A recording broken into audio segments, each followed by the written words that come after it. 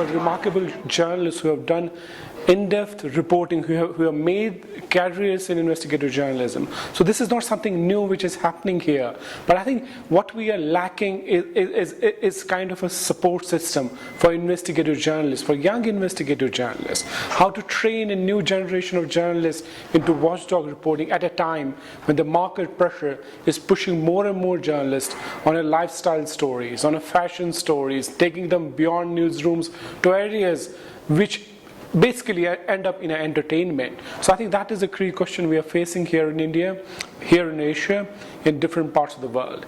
And I think that's where we need to come together to make sure that we are able and we are willing to share our skills, tools, techniques, and we are open to receive ideas in terms of building a collaborative investigative journalism networks, in terms of doing collaborative journalism stories. It is undeniable that without good investigative reporting, democracy cannot flourish.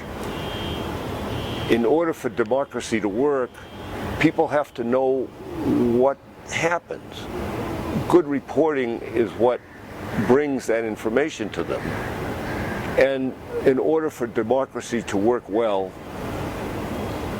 powerful institutions and individuals have to be held accountable. And that's what investigative reporters do. I think all journalism, frankly, has to be investigative in nature, because essentially we are here to try and unearth wrongdoings, to speak truth to power. I know we've drifted away from a lot of these things, and we've started doing what I call Republic Day parade reporting. You just report what you see, you don't go beyond that. So I think all journalists should frankly approach their stories with an investigative bent, should try and go beyond what is just on the surface, beyond the headlines, and try and dig out something which holds this is the broad establishment accountable. Investigative journalism is the journalism of accountability. It's about watchdogging how power works in society. You know, it has a long and determined record. These are sort of the special forces of journalism. Investigative reporters tend to be better trained. They go after tougher targets, and they have the best tools of any journalist. So they're really the ones who are working in a story sense on the front lines of reporting all over the world. I think investigative journalism is, it's like a race of long-distance runners. And what you need in investigative journalists is the stamina to do a story over months and maybe years. And it's gatherings like this where you have over 300 investigative journalists and aspiring investigative journalists that probably is the breeding ground for this kind of long distance running. Investigative reporting fills the fundamental need for society, and really goes to the core of the reason that journalism is important and the reason that journalism matters to people. And the way we define investigative reporting may be broader than what you'd be thinking. When I think about investigative reporting, I don't just think about projects that take months and months to do and a lot of resources, though that's important. But we also think about investigative reporting as a journalist who's working on a beat and covering something daily, but who knows how to dig, who knows how to ask the right questions, who can help hold people accountable. Some people refer to this as accountability journalism, which is another way to think about it. The goal being that you look at the people who are in power, whether it's a government official, whether it's somebody who runs a large business, whether it's someone who runs a large NGO, anybody or any organization that has a lot of impact over the lives of people. Those people and those organizations need to be held accountable. And that's what I think of more as investigative journalism. The format, the length of the story, the time it takes to report are almost secondary to the mission, the goal, and the results of the work. I work in the area of health. And to be honest, there's very little investigation in the area of health for two reasons. One, because health is a good thing. And so we assume that anything that happens in the name of health is a good thing, and therefore we could put aside our normal journalistic investigative tendencies. The other thing, of course, is that people who talk about health tend to be specialists. They're doctors, they're scientists, they've got PhDs, and journalists tend to be a little bit intimidated. And my message really is that there are, in health as in any other area, there are simple tools and techniques that we can use to scrutinize health in the same way and investigate health in the same way that we investigate every other area. And these are simple tools. There's data available, and I think it's really important for journalists to treat health like any other sector and scrutinize it in the public interest. We need to train, and we need to get ourselves trained on how do we authenticate and verify information. We actually live in an era where we are in an information glut 24/7. Information is coming into us by exclusive sources, by public sources, everywhere, even on our phones.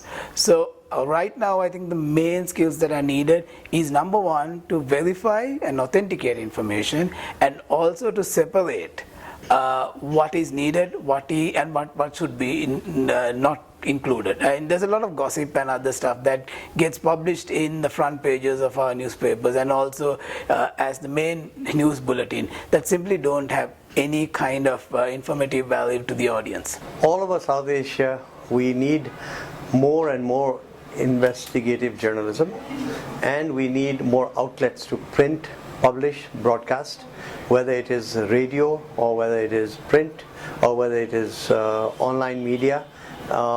And I would add that we need to add both spread as well as depth to investigative journalism. By depth, I mean we just need more professional investigative skills. By spread, I mean we must reach the nooks and crannies of South Asia, not just doing English language journalism and considering that we have done our job. We must go into the national or local languages. For example, in Nepal, we even have the right term for investigative journalism in Nepali, Khoj Patrakarita. And with Khoj Patrakarita, we've really been able to inform the public. And when the public gets properly informed with good journalism, that's when you'll have socio-political change. Stamina. The other is an eye for detail. The third is the yearning still to do legwork, and not just telephone journalism or research journalism. So legwork, stamina, long distance running, eye for detail, and of course coalescing and researching a lot of data and reference. I don't have any fantastic tips to offer. We've heard some terrific talks on how to go about it, but I think the primary thing needs to be that you need to be very, very deeply skeptical of whatever you hear, any kind of official announcement, any kind of government scheme, anything that has happened. It could be a bomb blast, it could be an earthquake, it could be drought. Be deeply skeptical of whatever's rolled out as the answers. Always try and go beyond that. Two, I would say be factually rigorous. There's a lot of mediocrity, there's a lot of cutting corners in journalism today, and to be an investigative journalist, I would say factual rigor is very, very key. Investigative reporting is not rocket science. All it requires is an inquisitive nature, a desire to learn what's going on in the world, a perceptive eye, an eagerness to find out stories that the people in power don't want us to know about, and an interest in keeping the public informed. There are skill sets that go into that, like good database skills, and I would add an old standby, really good interviewing skills that make for great reporting. And anybody who's interested in a better society can't find a better job than doing good journalism. So to do great investigative reporting, it really takes several things, I think. One's going to sound kind of silly. It's the investigative mindset.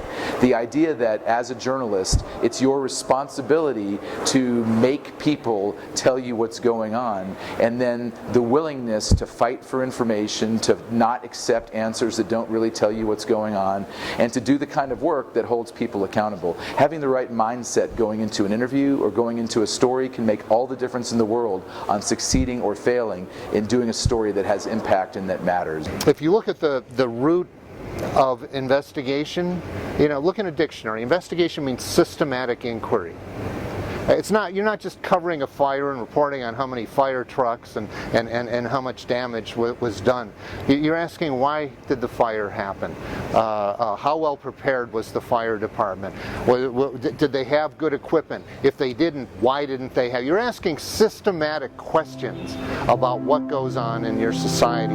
That's an investigation.